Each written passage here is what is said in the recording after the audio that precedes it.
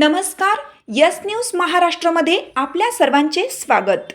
कोकरूडमध्ये मध्यरात्री अज्ञातांचा धुमाकूळ, 3 वाहनांच्या काचा फोडून नुकसान, गुन्हा दाखल. शिराळा तालुक्यातील कोकरूड येथील व्यावसायिक अय्या शब्बीर मुल्ला वय 42 यांच्या मालकीच्या 3 वाहनांच्या समोरील काचा अज्ञात व्यक्तीने फोडून नुकसान केल्याची घटना गुरुवारी दिनांक 16 जुलै 2026 रोजी मध्यरात्री 12 ते पहाटे 6 वाजण्याच्या दरम्यान घडली.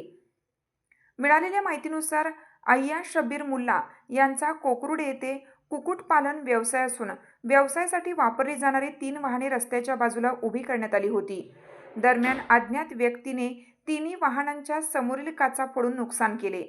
सकाळी हा प्रकार निदर्शनास आल्यानंतर परिसरात एकच खळबळ उडाली. या घटनेप्रकरणी कोकरूड पोलीस ठाण्यात अज्ञात व्यक्तीविरुद्ध गुन्हा दाखल करण्यात आला असून पोलिसांकडून पुढील तपास सुरू आहे.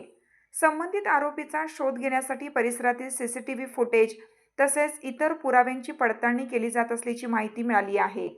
यस न्यूज महाराष्ट्रासाठी वसीम नायकवडी.